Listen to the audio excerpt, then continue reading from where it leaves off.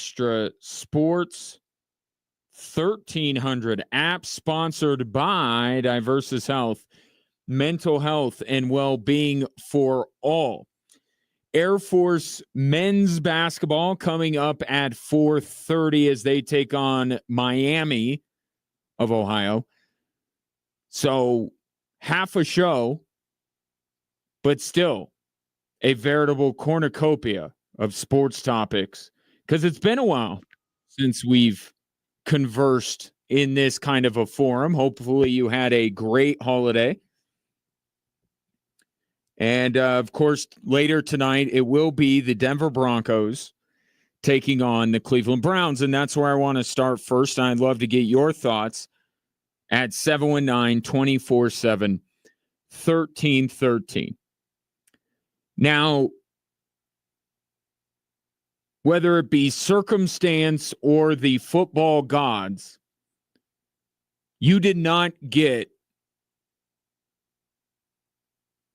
the Russell Wilson revenge game in week 2. Now, circumstance or the football gods may make up for that here before too long. But you didn't get that. With Justin Simmons, there's no, to make it a true revenge game, like in the truest sense of it, there has to be some ill will.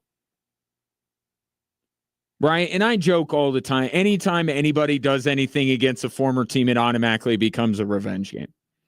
But really, when we're talking about revenge games, there's got to be a little bit of bad blood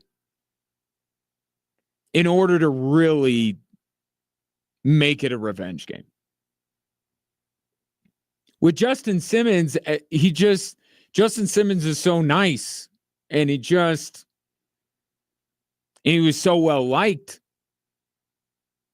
So it's like he didn't have bad feelings towards the Broncos. The Broncos didn't have bad feelings towards him. The fans didn't have bad. So it was notable that Justin Simmons played against the Denver Broncos, but it just didn't have that revenge game feel to it. Well, tonight you're going to get it. And Jerry Jeudy made sure of it. Because already there would be the feeling of you, the fan, towards Jerry Jeudy.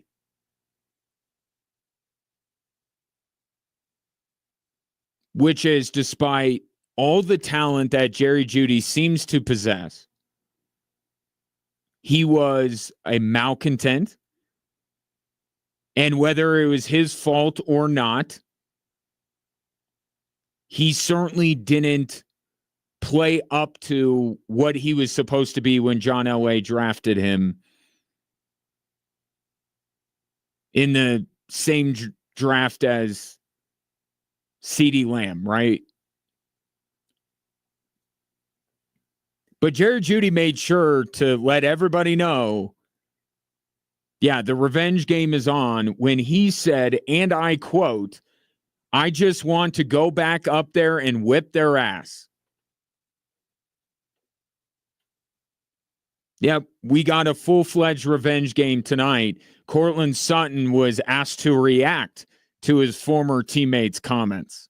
He got a tough matchup with that boy too, over there. I mean, everybody know that's cornerback 1. And so looking forward to seeing him again, man. Like I said, very similar to the Atlanta week, being able to see Justin. But I don't wish very much success for them boys as they come into the crib trying to play against us. Speaking of corner 2, here's what he had to say about going up against not just a former professional teammate in Jerry Jeudy, but a former college buddy of his, given that they both went to Alabama. It's going to be like a couple of practices we shared here in the past, and practices at Bama. So it's going to be a lot of good competes going on. Obviously, with his caliber, I know it's going to be a great matchup. So I'm looking forward to it.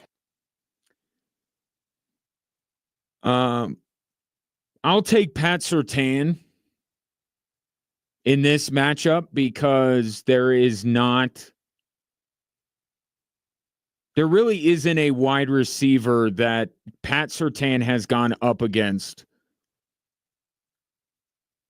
that I would say would unequivocally beat Patrick Surtain throughout the entire evening. Okay, if Devontae Adams battles him to about a draw, I'm not going to take Jerry Jeudy over Pat Surtain. But you have a highly motivated Jerry Jeudy coming into Denver because he feels like he was done wrong in Denver. And it's not coming from a false place here. I mean, look at the quarterbacks that he had over his time in Denver.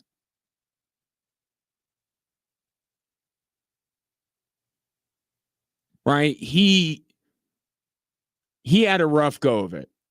Right? And he had to tweet out, I'm just there for my own exercise with Drew Lock.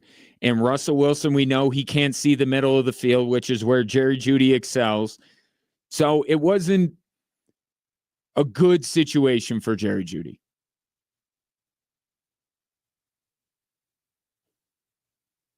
And that's why,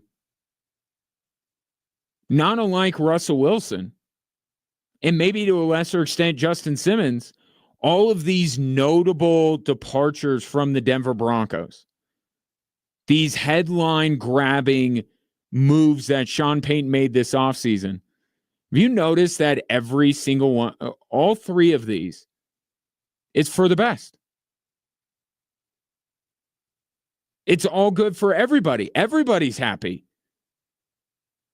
Russell Wilson and Jerry Jeudy, both. Jerry Jeudy his entire time in Denver, but Russell Wilson certainly towards the end, could not have enjoyed their time in Denver. And both of them are much happier where they are. And the numbers back up that they're doing better. Jerry Jeudy's 11 games in. He might have a career year this year for Cleveland when all is said and done. But the flip side is the Broncos are better off. Right? There was a time this season where the perfect guy for what Bo Nix could use would be Jerry Jeudy. But now weeks have gone by. They've integrated the tight ends a little bit more in the passing game, which they operate in the same space Jerry Jeudy does. You've seen Devon Vele come on over the last couple of weeks. Marvin Mims has carved out his niche. Broncos are better off because even though Jerry Jeudy certainly had a gripe, his attitude was not one that the Broncos wanted to keep around as they were trying to change the culture. It just wasn't. And you could look at someone like Courtland Sutton, for instance. Courtland Sutton could absolutely have the same complaints that Jerry Jeudy did, except for last year, because he's the only guy Russell Wilson ever threw to. But Courtland Sutton had to go through all of this with the Denver Broncos for longer than Jerry Jeudy did. And yet, what's Courtland Sutton been? The ideal employee, a great teammate. So everybody that catches passes for the Denver Broncos over the last few years could absolutely complain the way that Jerry Jeudy did. They'd have every right to. But they don't. Courtland Sutton didn't. And now with Russell Wilson last year, he certainly got plenty of targets. And this year, especially as of late, he and Bo Nix are really clicking well together. So with all three of these notable departures, Russell Wilson's happier, better off, in a better situation with the team that is going places and a team that seems to love him even with all of his faults. And the Broncos and Sean Payton are infinitely more happy without Russell Wilson. Sean Payton just said the other day that he felt like his safety situation was better, even without Justin Simmons. And Justin Simmons right now, Atlanta's not better than Denver, but Atlanta right now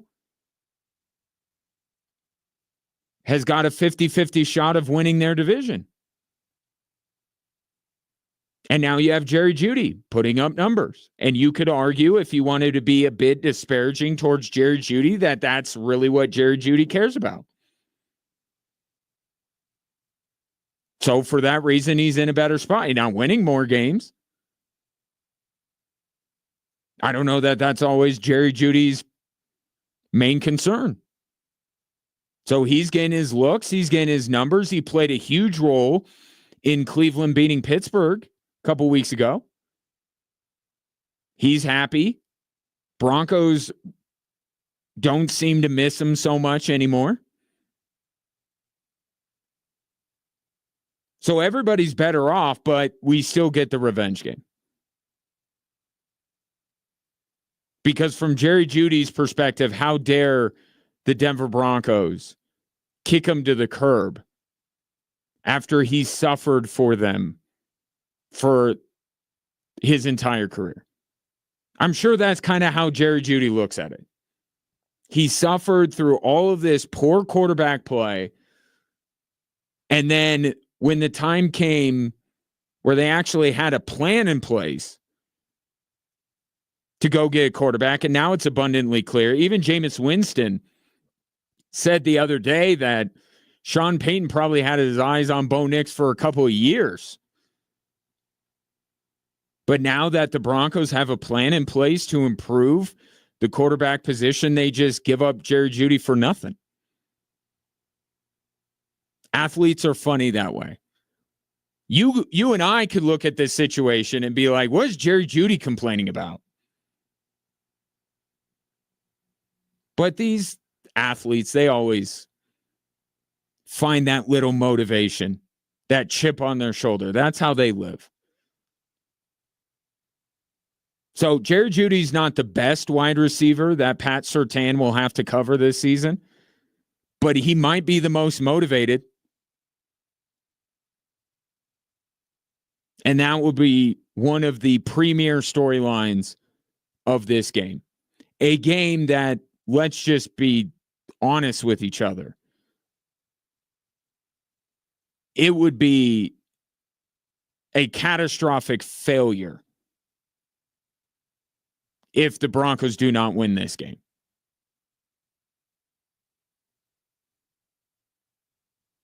And I know the Browns just beat Pittsburgh.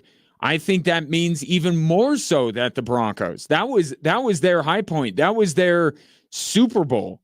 That was their playoff game. You could actually say this is a letdown game for Cleveland.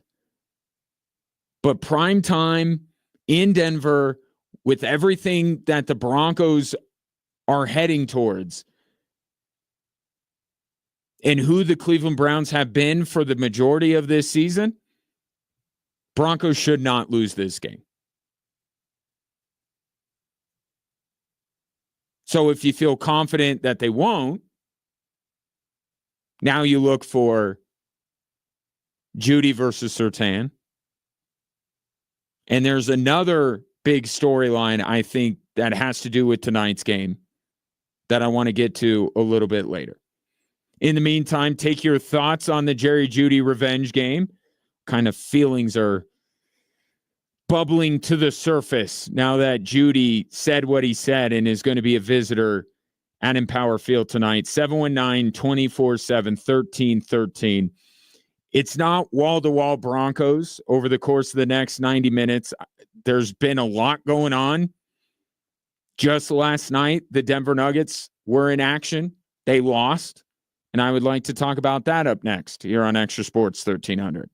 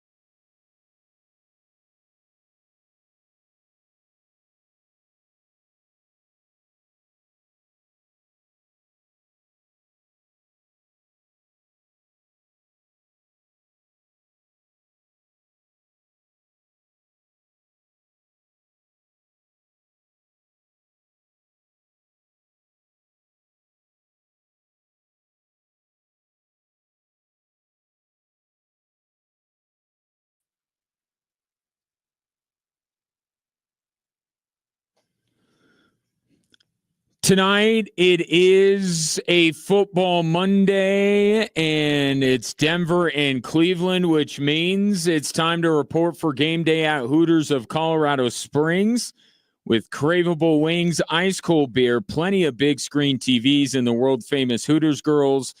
It is the number one franchise in the league.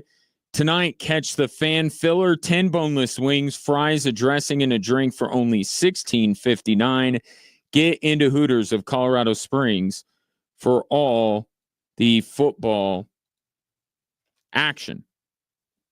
Last night, well, actually, let me backtrack just a bit, if I may. So, night before Thanksgiving, the Denver Nuggets beat the Utah Jazz because it's the Utah Jazz, and they're not good. So a lot of what the Nuggets did, they looked really good doing it because the Jazz are not good. After the game, Chris Dempsey asked Nikola Jokic about his assessment of his team, and when it came to the defensive side of the ball, Nikola Jokic was very candid that they are nowhere close to where they need to be. A very honest assessment, borderline shade being thrown at his teammates.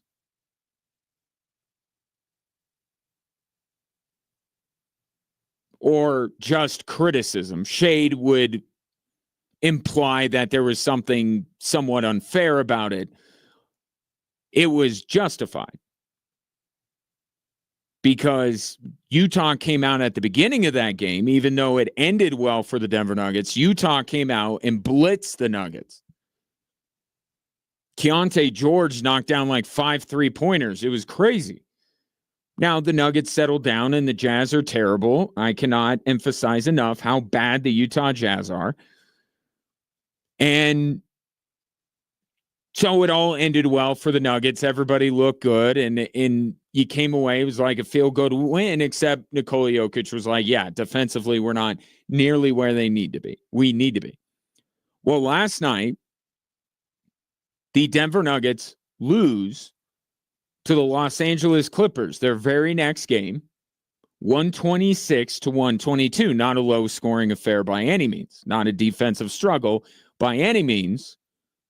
And guess what the main culprit was in the mind of Michael Malone? We talk about Harden in game one against us in that building, went to the foul line 13 times. Tonight, he went there 13 more times. So we're not giving him room to land. He's a master at drawing the foul, but we're not giving him room to land. And we have our hands in there.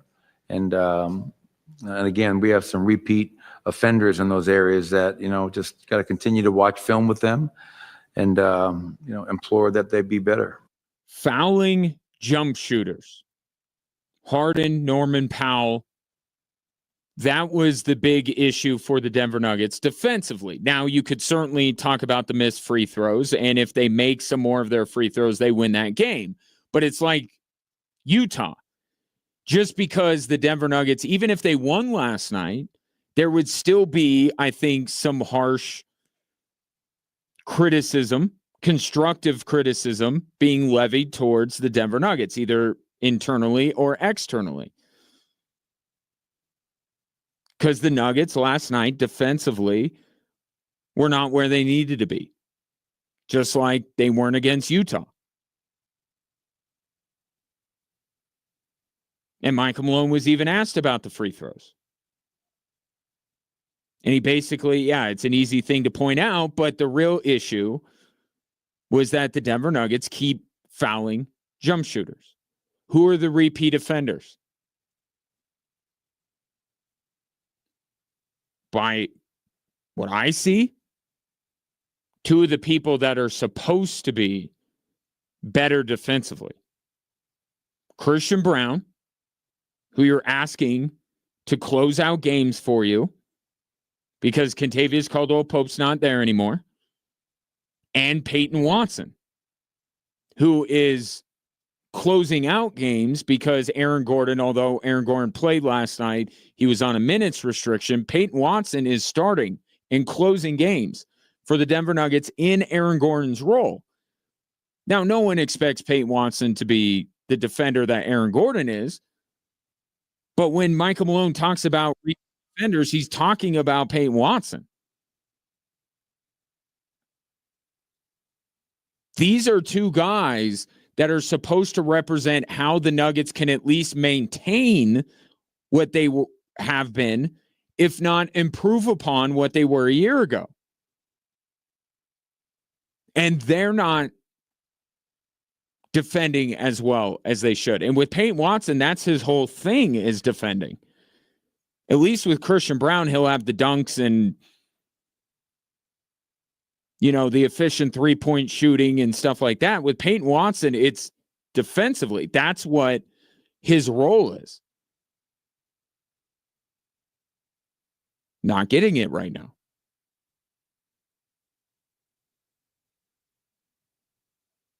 So Nikola Jokic's assessment the night before Thanksgiving still applies after they lose to a team that can actually do something about the Nuggets not defending at the level that they need to. But good news on that front, at least, is that Aaron Gordon, after only playing 6 games, made his return last night. Minutes restriction. It's going to take him a little bit of time. But now he's back, and that should help the Nuggets out quite a bit defensively. Now, as far as the free throws go, because again, if the Nuggets make their free throws, they win the game. A lot was made about this wall that Steve Ballmer has put up. If you're a fan of Tottenham Hotspur, you know this whole premise. They are seats, by the way, that I would never sit in.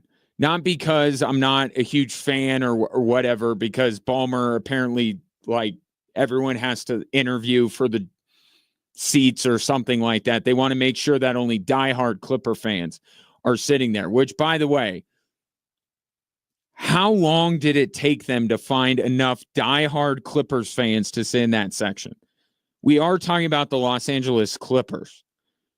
How many fans could they have possibly even gotten to apply for those seats, be willing to pay for those seats, and then would meet the criteria for being the rowdiest of the rowdy to sit there?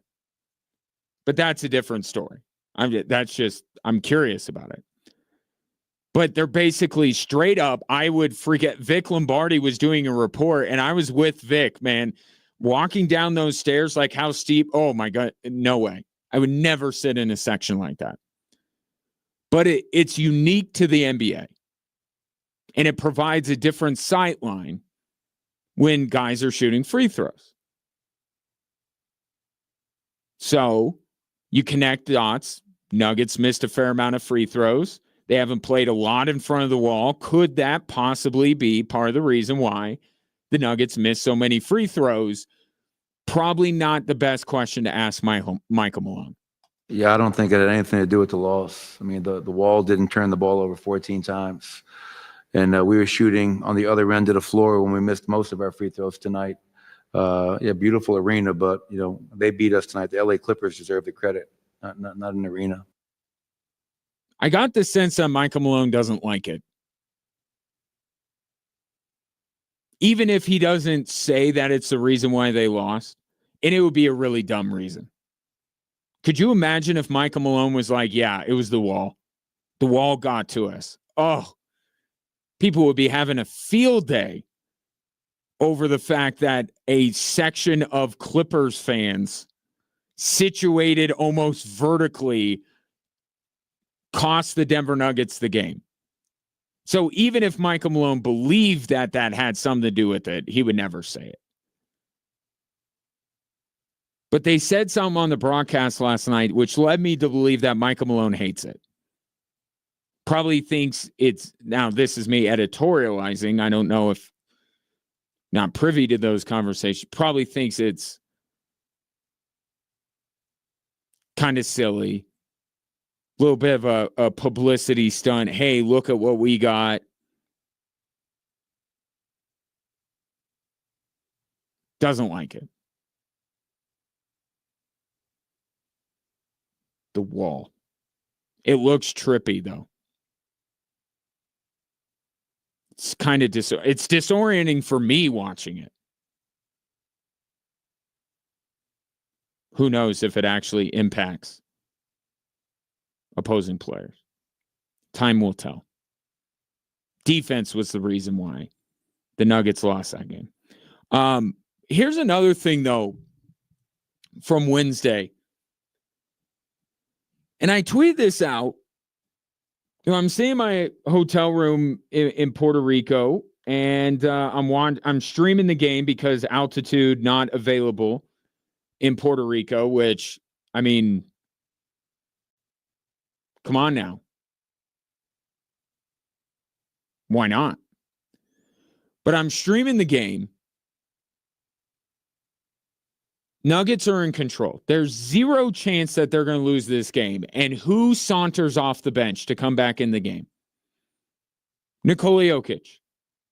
In a game that's been decided, he comes out there and he's just standing there. And I'm wondering, why, in the first place, why is he coming back in? And second of all, it looked like they just wanted his mere presence and nothing else. What, he grabbed one rebound? And that was it. And then he was gone again.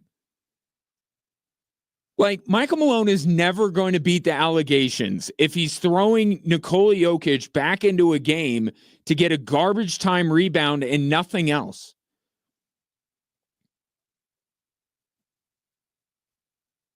You've seen some whispers about stat padding in the past, right? That the Nuggets stat pad Nikola Jokic. They put him back into these games,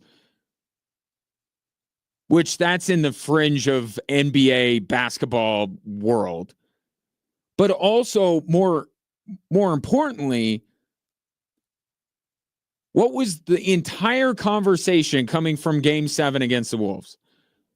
Michael Malone has got to stop playing Jamal Murray and Nikola Jokic so much. He's got to try and rely on these other guys. And here, not that far into this season, there is a perfect opportunity. The game is decided. There is zero chance the Jazz are coming back into the game. You have Dario Saric just sitting there. He's just sitting there. He hasn't played at all. And Michael Malone thinks it's better to just roll out Nikola Jokic for no reason than to give Dario Saric a couple extra minutes. Like, why not put in Saric? See, let him have some confidence. Like, why are you putting Nikola Jokic back in the game?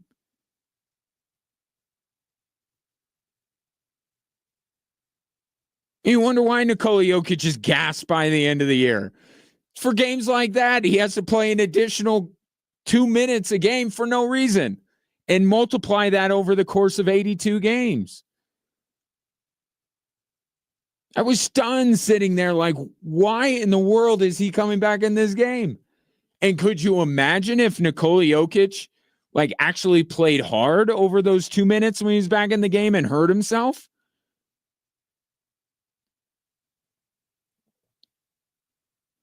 Nuggets have a long way to go. I will agree with Nikola Jokic's sentiment in more ways than just one. Nuggets have a ways to go if they're going to become the title contender that they aim to turn back into this year. Speaking of which, did this past week give us a view into how far away the Colorado Avalanche might be from being Stanley Cup contenders? Let's talk about that next.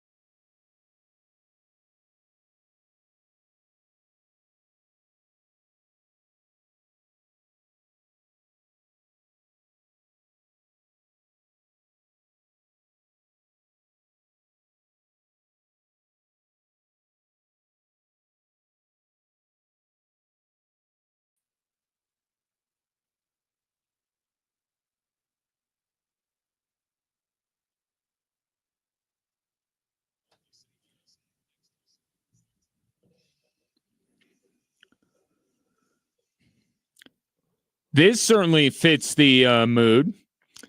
It's the most wonderful time of the year, and we want to make it even better with $1,000 towards your winter wish list. Use it for holiday shopping, holiday travel, maybe a Clark Griswold-esque holiday display, or to treat yourself. I like that last one the best.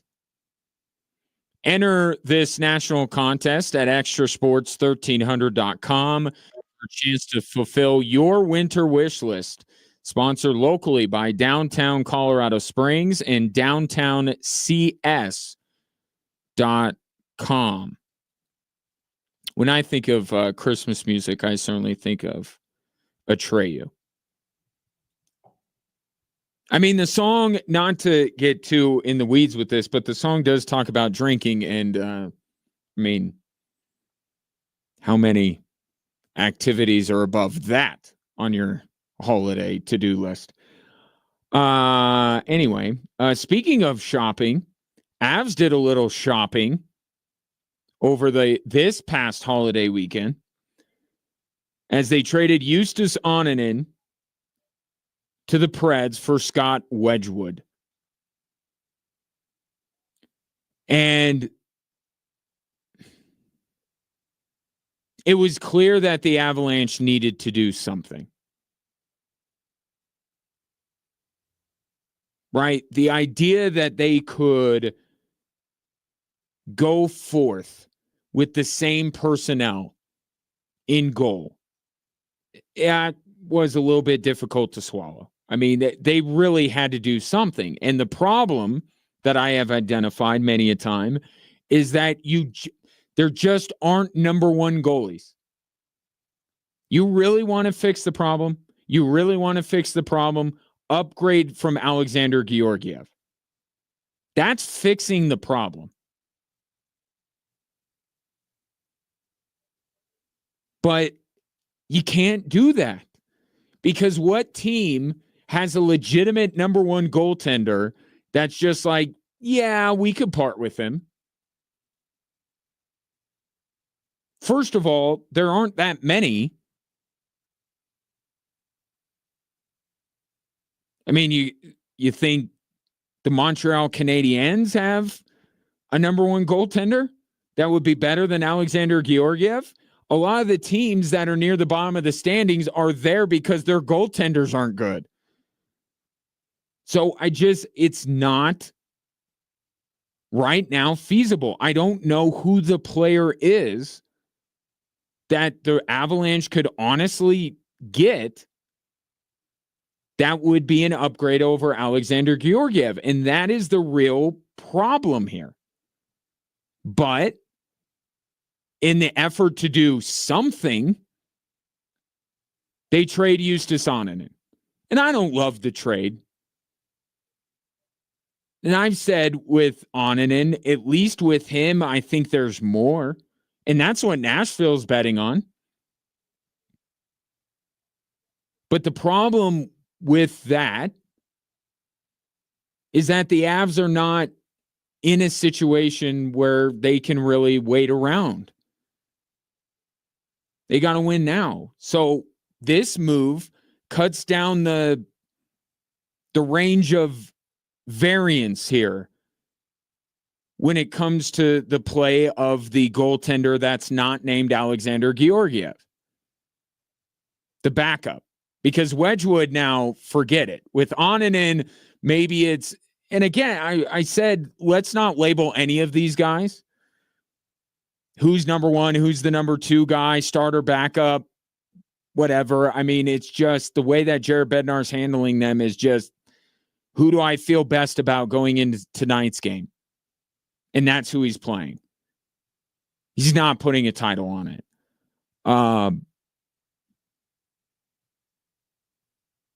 But with Wedgwood, it's like, well, he's a backup. That's what he is. He's a backup goalie. But he doesn't have the upside of Onanen, but he doesn't have the downside. And with Justus Onanen, there was just too big a range of what to expect on a nightly basis. And the Avs just aren't in that kind of a situation. They got to try to control the variables as much as they can, because there are some variables right now that are out of their control and are flat out of control. So this is one that they did. They got Nabokov over in Russia that they're going to bring over. He's their goaltender of the future. So what is Onninen's role past this year? What is anybody's role in goal for the Avalanche past this year? They don't have anybody under contract. But Nabokov is the future. Onninen, in their mind, wasn't outplaying Georgiev, and certainly of late, you can't argue that. So let's bring in a veteran. Doesn't give us the upside, but doesn't give us the downside. And let's, cross our fingers on Alexander Georgiev. So I don't love the trade, but I get it.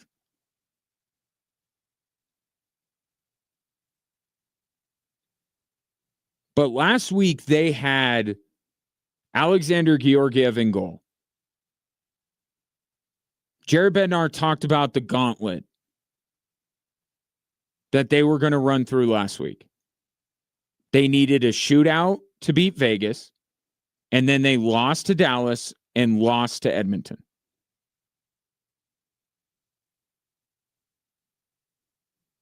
Those are three of the teams, and you could throw Winnipeg into the mix. Those are the teams that the Avs have to, at some point, whether it's during the regular season or the postseason, have to prove they're better than if they want to get to where they want to go. And they just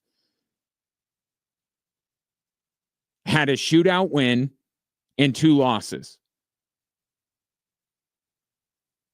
with Georgiev in goal.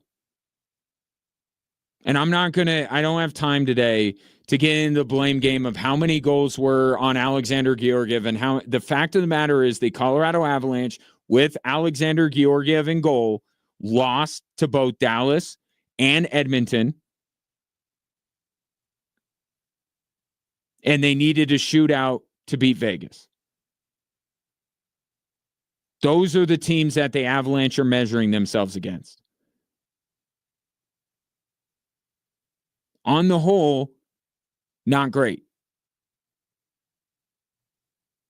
But here's the variable I mentioned earlier that is out of their control and out of control. The Avs are now hurt again. And that's what you have to reconcile, right? Because you could look especially at the Edmonton game and see the number of guys that were missing again and say that made a significant difference. But they're all banged up again.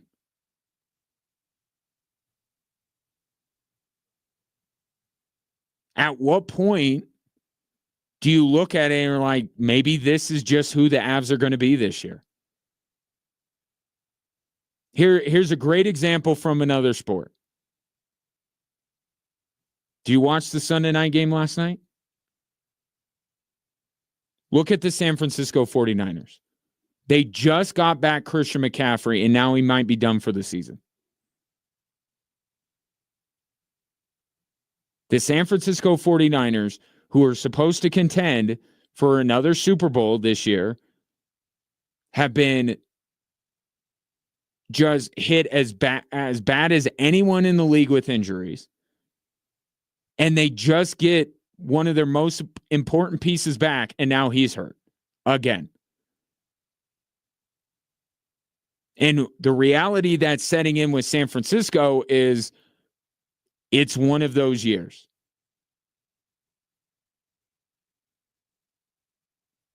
It's just one of those years that it's Murphy's Law when it comes to injuries. At what point does that start to set in with the Avs? Now, I will say it's not December 2nd. That's what the Avs have that the 49ers don't. Part of the reason why, because even as recently as 2 weeks ago, the talk around San Francisco was, well, yeah, they're struggling right now, but wait, they get Christian McCaffrey back, and then Brock Purdy, he had to miss the game. He comes back, and watch out for this team in the playoffs if they're all healthy. And then the Buffalo game happens, and Christian McCaffrey's calf muscle goes like jello, and now it's, well, maybe the 49ers are never going to be healthy. Maybe their injuries are going to keep them from making the playoffs altogether. But that also comes from the fact that they've got like 5 weeks remaining. They're running out of time. Time is still on the Avs side. But this is now the second wave of injuries that have happened to the Colorado Avalanche.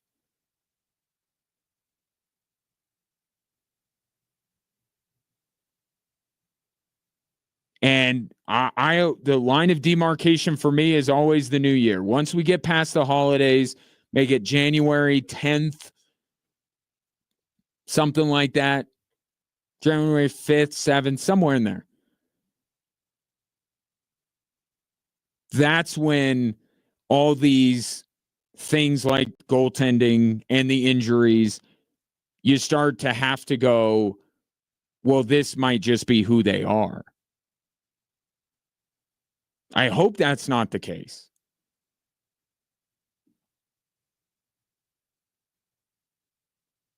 But again, injury bug sweeping through the Colorado Avalanche again. 6 guys that are out now. We'll see. Not a good week for the Avalanche. Not a good week.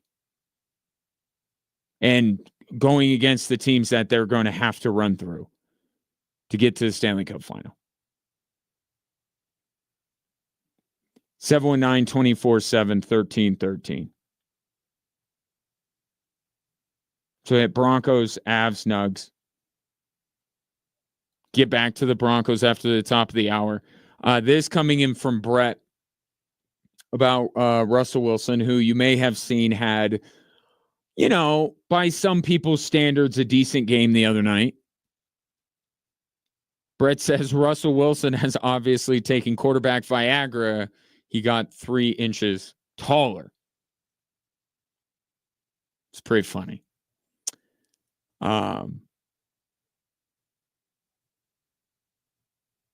Yeah, he put look, the Bengals defense is awful. It's awful. But what was it? 450 yards? That Russell Wilson, I don't care what Sean Payton did or did not do. That Russell Wilson did not exist in Denver last year or the year before. I'm telling you, he didn't. And there's an easy reason to explain it.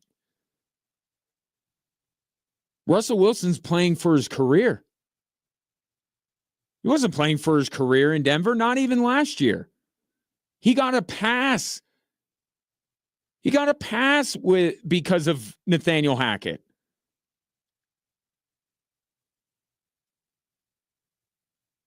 He wasn't playing for his career the second year in Denver. He is now. And not just his career. When we're talking about Russell Wilson, we're talking about his Hall of Fame candidacy that's on the line. If he doesn't make a go of it in Pittsburgh, he's not getting into the Hall of Fame. I'm sorry. I know Eli Manning going to get in is lowering the bar for everybody. I put Eli Manning in over Russell Wilson.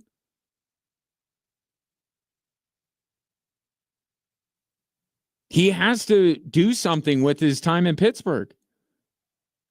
I don't want to hear like Sean Payton Sean Payton did everything in his power to marry what he did with what Russell Wilson did well to make it work. And in fact, if not for Sean Payton's efforts, Russell Wilson wouldn't even gotten another job because people looked at his numbers and said, okay, maybe he's not washed. So Sean Payton did Russell Wilson a favor in the end. But this guy's, he's playing for his legacy. He's playing for his career. There's no greater motivator than that. Russell Wilson in Denver was comfortable. I'm not seeing that. And give the guy credit. He's balling out, playing great. And maybe, just maybe, we will get Russell Wilson against the Denver Broncos in the playoffs. Entirely possible. But first, Broncos got to keep taking care of their business. And that includes tonight's game against the Cleveland Browns. The other big storyline, in addition to the Jerry Jeudy revenge game that I'm watching out for tonight, and yes, it has to do with Bo Nix.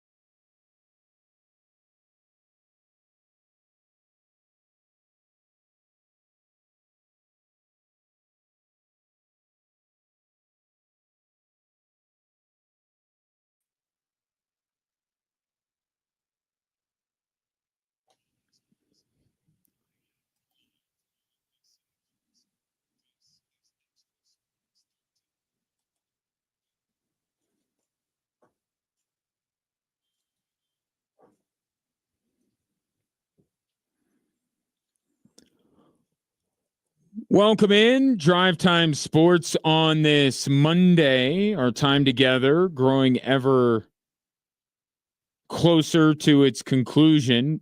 Air Force men's basketball at the bottom of the hour as they finish up their 2-game road trip in Ohio against,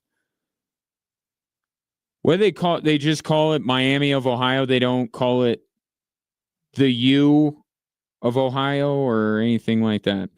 Air Force and Miami of Ohio coming up at the bottom of the hour.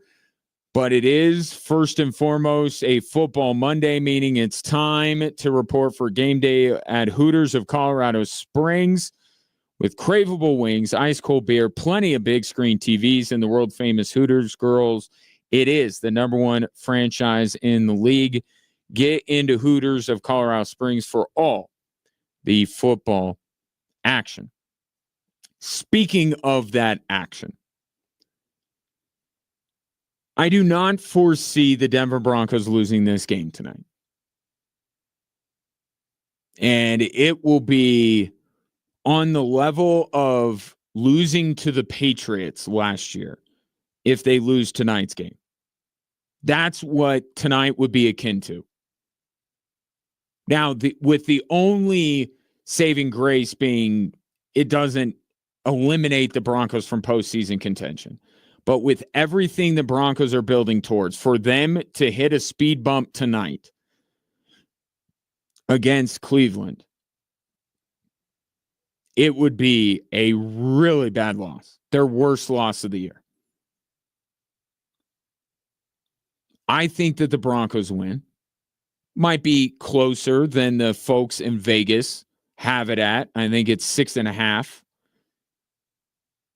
Oh, with Jameis, could be a closer game. But the Broncos, they have been a team that wins on the margins. And winning on the margins, you're not going to blow teams out, but you're going to win the game. And I would expect the Broncos to do that tonight. So the storylines that I am watching outside of whether the Broncos actually win, Jerry Jeudy revenge game. He versus Pat Surtain. But I also think tonight could be the night that Bo Nix cinches the offensive rookie of the year.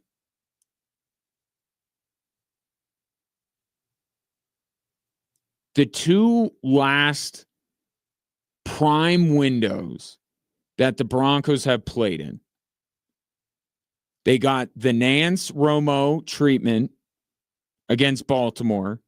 That, as you recall, did not go well. Was not a great showcase game for Bo Nix.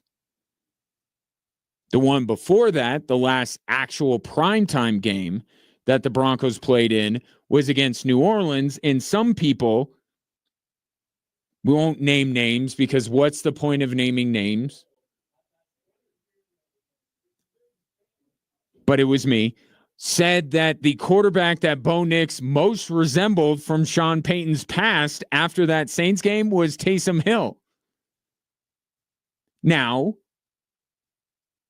the sign of maturity in a human being such as myself is to say that I have been presented with new information, which has been the improvement of Bo Nix, the passer, over the last few weeks, and say he looks very different than what he did against New Orleans. But New Orleans, in the way he performed, that was not the best showcase of Bo Nix to be the potential rookie of the year. And also, we were at a different place in the conversation, right? It was still very much Jaden Daniels' award to lose. Tonight, if Bo Nix shows out, I think he takes this thing. And you may say, well, that's a little premature.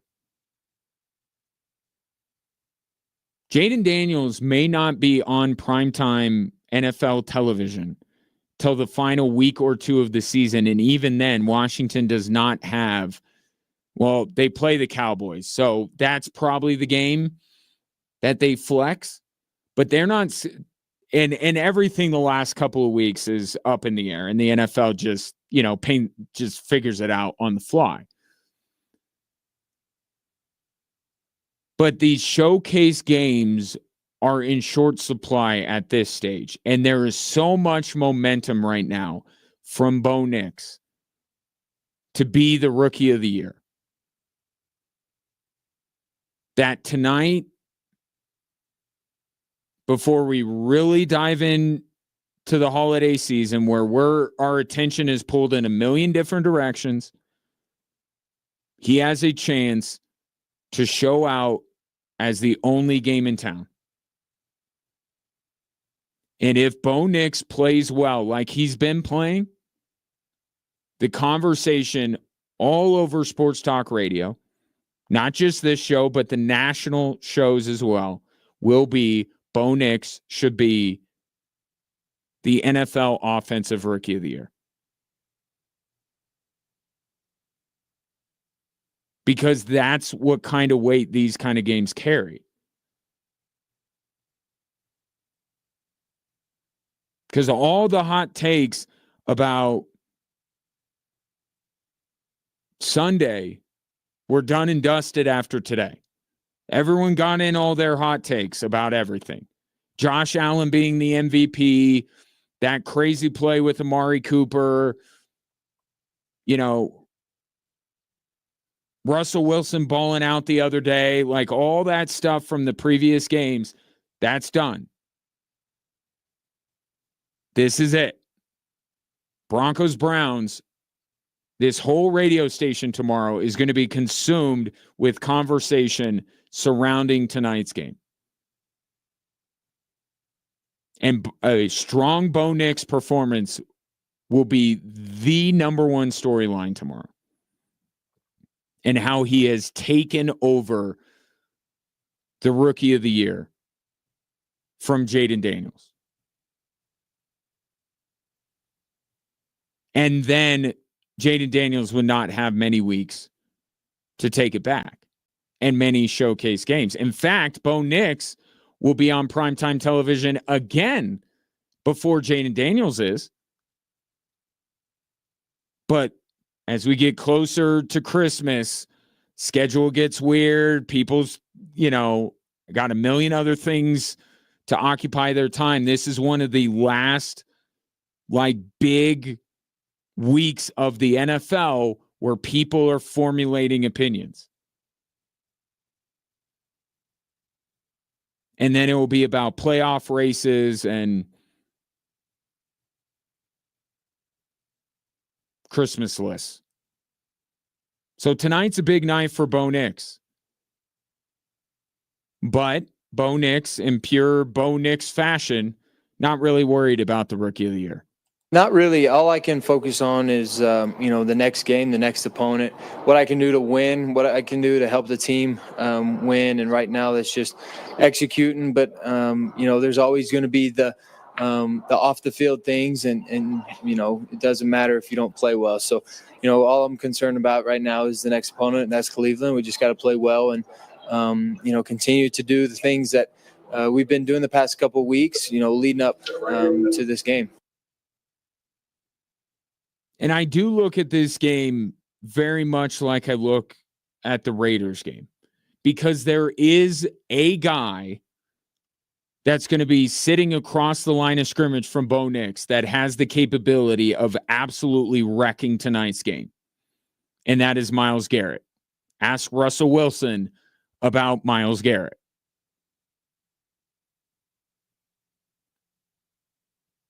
But the Broncos were in a similar situation against the Raiders and against a guy in Max Crosby that had routinely terrorized them. And Max Crosby had his moments, but Bo Nix was able to maneuver around it, to make enough plays, get enough time, even with Max Crosby roaming around. He was able to have a terrific game, not just a solid game, not just getting by with a win. Like, he had a tremendous game against the Raiders. This game's very similar to that. Myles Garrett, if the Broncos don't pay attention, will wreck tonight's game. And then the conversation tomorrow is going to be a very different conversation. But as long as the Broncos do a good enough job minding Myles Garrett, Bo Nix should have a good night throwing the football. And the Broncos should win this game and keep it rolling. Now, I was sitting at lunch today. My buddy Josiah. Shouts to Josiah if he's listening. He's probably not. But if he is, I shouted him out. And we were going through the Broncos now, because I think after the Bengals, like, the Bengals are done. Like, the Bengals game is not what it even was a week or two ago. The Bengals game is a game that the Broncos absolutely should win. It's no longer this elimination game, high stakes, all that kind of stuff. All the stuff we were talking about when the Broncos agreed to be flexed. Bengals are done. That's a game now with a team that has a lot to play for in the Broncos versus a team that has nothing to play for in Cincinnati. And while a team with nothing to play for can be dangerous, the team that has a lot to play for should take care of business. But it's not the elimination game. It's not the, winner of that. No. Bengals are toast. So now it's like, it's the Charger game. That's the game. And that's not a game to get into the playoffs. That's a game for playoff positioning.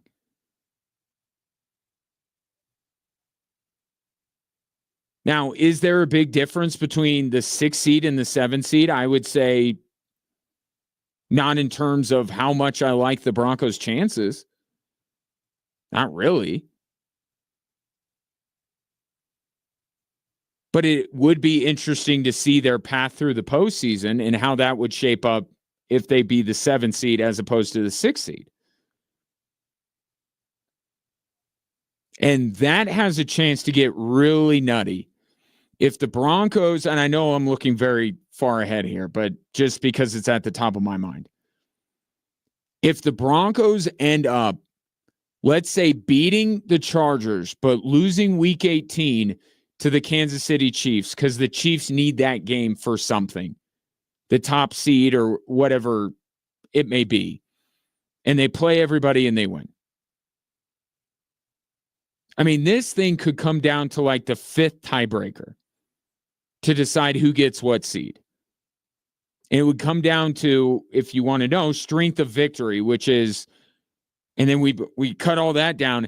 It would essentially come down to the combined record of the Colts and Jets versus the combined record of the Titans and the Patriots.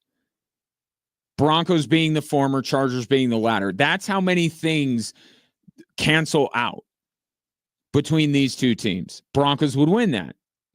Those two games would be better wins than the Chargers would get over the Patriots or the Titans. And the Broncos would win that tiebreaker and get the higher seed. But what it does come into play is setting up potentially Pittsburgh instead of Buffalo in round 1, and Kansas City potentially after that. Could you imagine if the Broncos' path to the playoffs, through the playoffs, I should say, would be Pittsburgh followed by Kansas City? And I'm not talking about their chances of winning or whatever that means. I'm just saying for the entertainment value,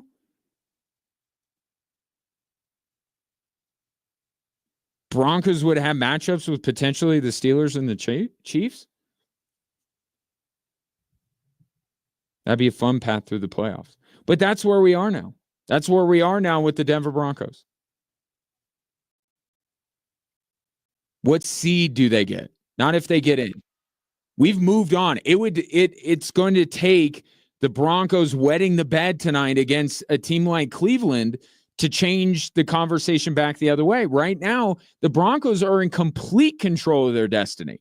The schedule sets up well for them. They got the lead that they need to. The Bengals are now done. Like, it's all set up. Only now the Broncos can screw this up. That's what's at stake tonight. 719-247-1313. One last break, come back, wrap things up again. Air Force men's basketball at the bottom of the hour here on Extra Sports 1300.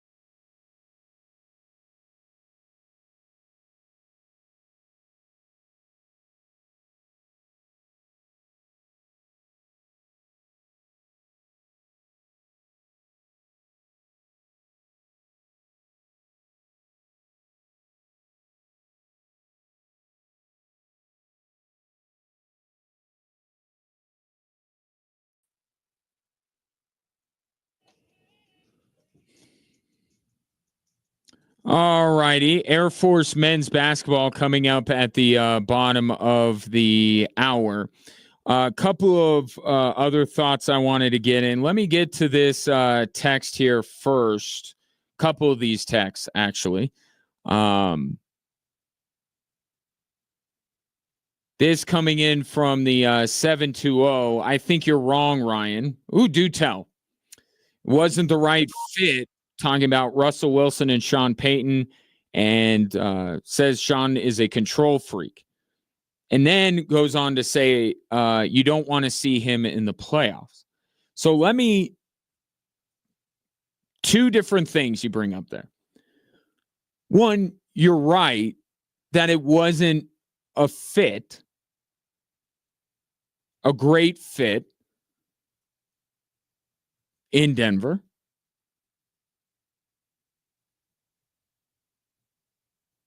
And that could be a little bit of the reason why it's working out for him in Pittsburgh. But also, you have to think about Seattle let him go. And we're starting to see, it's even happening now with Kirk Cousins. See what's happening with Kirk Cousins? He's been awful.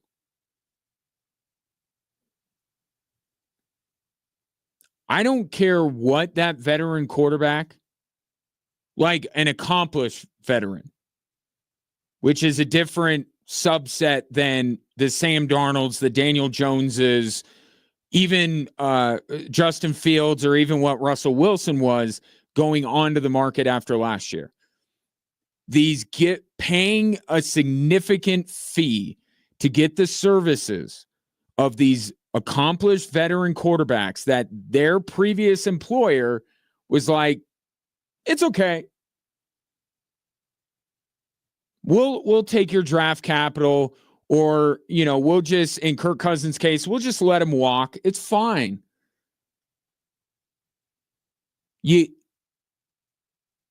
I'm not doing those kind of deals anymore. Russell Wilson in Denver, Aaron Rodgers in New York, Kirk Cousins now in Atlanta. Don't trust it. These teams that know these players as well as anybody are willing to let supposedly franchise quarterbacks walk out the front door. That's what Seattle did. Okay, so we have to be careful here. We can say that it wasn't a great fit in Denver, and that maybe Russell Wilson had more left in the tank than we thought in Denver, but we can't completely wipe away the fact that Seattle also let Russell Wilson go.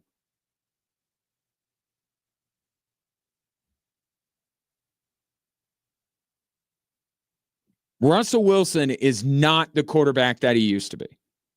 Period. End of story. I don't care if he threw for 450 yards the other day. I still watch Russell Wilson run into sacks. I still watch him target one receiver over and over and over again. He is not one of the 15 best quarterbacks in the league probably right now, but because the Pittsburgh Steelers have the running game, have the defense, they have that one elite weapon in George Pickens, who then proceeds to fight people, which is an aside. I just find it kind of humorous how George Pickens is always getting into something with someone in these games now.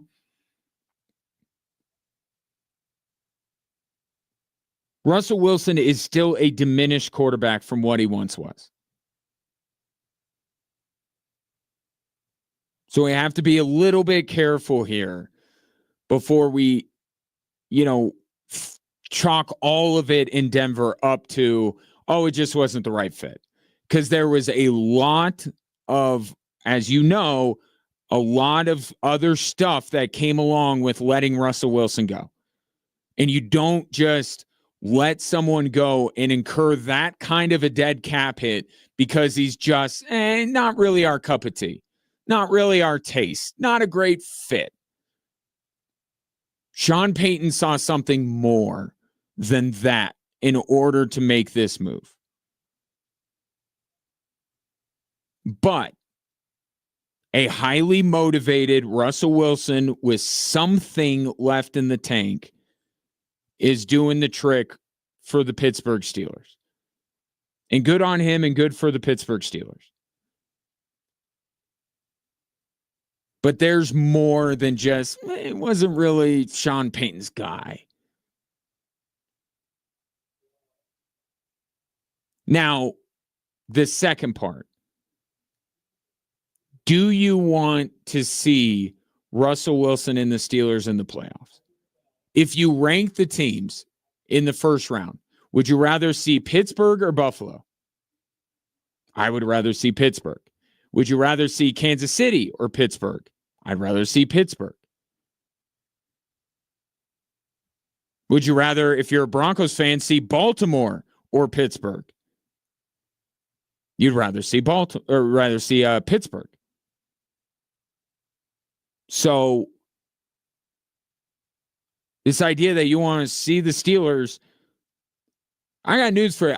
I wouldn't take the Broncos to be anybody that they can realistically play in the playoffs. Right?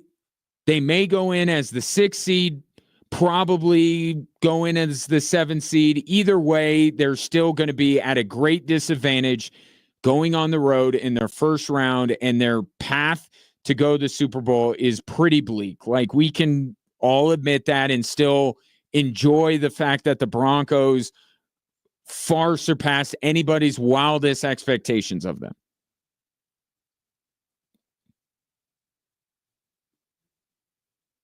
But you're telling me of the AFC contenders that the Broncos can meet in the first round, I'm absolutely picking the Steelers first. Not because I think the Steelers are so much worse than everybody else, but I compare to each of the other ones. I'd rather play Pittsburgh than Buffalo. I'd rather play Pittsburgh than Kansas City. I'd rather play Pittsburgh than Baltimore. But we'll see if they get there. That's it for me. Talk Broncos Browns tomorrow. Right now, Air Force men's basketball on Extra Sports 1300.